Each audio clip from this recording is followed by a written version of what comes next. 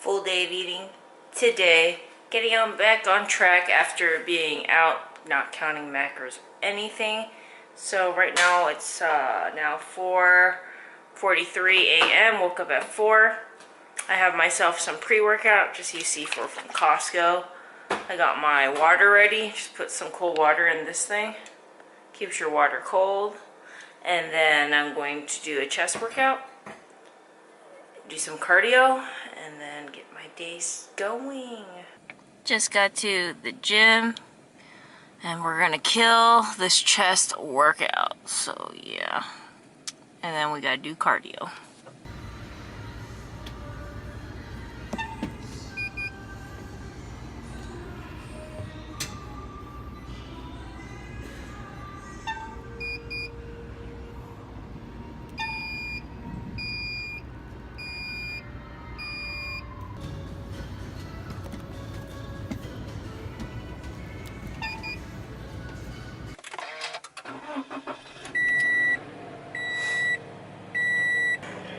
We just got done with our chest workout, did 300 calories of cardio, and woo, that cardio session took like, I think 40 minutes. It took forever. I was on like level 5 for the longest time.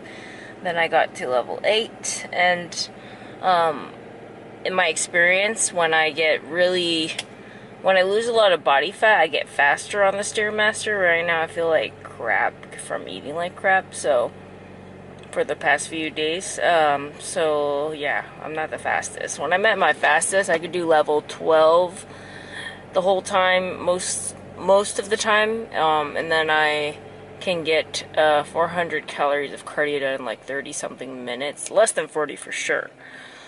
So yeah, now the sun is rising. It rises later now. If you can see the yellow, yeah, the sun is rising. It's beautiful. And yeah, so we are going to head home, and yeah, I'm planning on fasting for the morning, so I'm gonna go home, get ready for work, and yeah.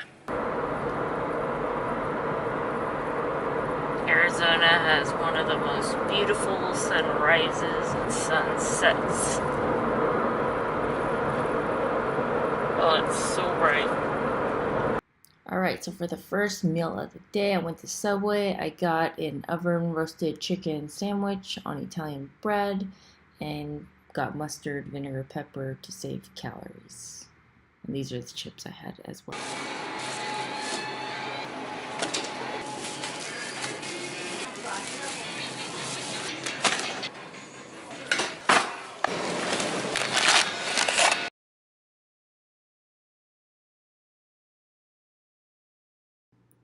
What's up, you guys? Doing a different style of a how-to cooking video. So right now we're gonna make some pico, or we're making some pico. First, you gotta slice the Roma tomatoes, and then you gotta make them into little squares. You gotta chop them up into little squares. And then I ended up chopping up 4 Roma tomatoes in total.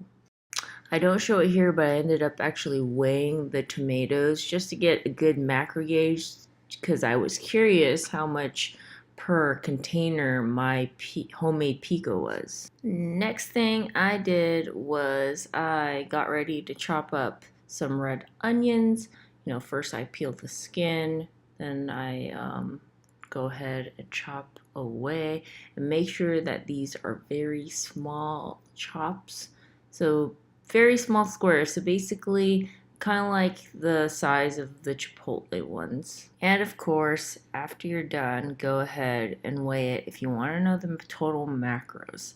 And what I've been doing is writing it on a side of a piece of paper, and then later I put it in my fitness pal and create my own recipe slash meal to gauge how many calories slash macros are in a huge container of my homemade pico. Next thing I did was roughly chop up the cilantro. I like to bunch it up in my hand to make it really easy to chop it up. And then after I was done with that, I like to roughly just chop it again. And then I ended up moving the veggies into a bigger container because my Tupperware started getting too small to be able to mix it around properly. And then, of course, I waited afterward. Next thing was the jalapenos. I like to put a glove on personally when I'm handling jalapenos because I tend to forget that I chopped up jalapenos, and even if I wash my hand, there's still some of that on my hand, and then I rub my eye, and it's no bueno, then I'm burning my eye. So yeah, no bueno. So what I like to do is slice it down the center first. And if you don't like it too spicy, then take out everything in the core, like all that seeds. But I like to keep most of the seeds. Just took out a little bit of the meat in there. And then I just chopped it up into tiny pieces. I guess I minced it, is what it would be called. And I only put half a jalapeno in my pico, and that was just enough. If I put a whole one, it would have been really spicy, especially since I kept the seeds. And I didn't weigh the jalapenos just because I only put one, and it probably was like less than 10 calories, if that. And then in between, try to roughly just mix it up a little bit to make mixing easier later. For this next step, I cut 2 limes in half, and the reason I did this was because I actually have a lemon and lime duo squeezer. I bought this on Amazon, and yeah, I love this squeezer. Before, I told myself I'd never buy a squeezer, but it freaking works. Because if you guys do not know, when you're squeezing limes by hand, it not only takes more effort and energy, but it kind of burns your skin. If you have any cuts on your skin or anything, it burns it. You never get as much of the liquid out as you can with a lemon or lime squeezer. But I got the 2-in-1, so yeah, lucky me. So that's what I did, and I did not count the lime juice in there because I think that's like 0 calories, if any.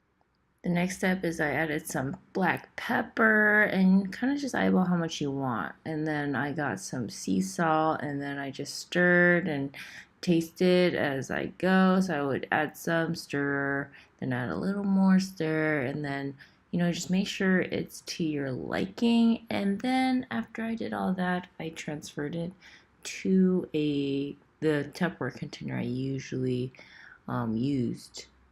Now, if you guys have had authentic carne asada tacos, usually it comes with like a cilantro onion mix already on top of the tacos. So this is what we will be teaching you how to do next. It's very simple. I think you can guess it. So basically, I got a white onion and I chopped it up into small pieces, just like the red onion.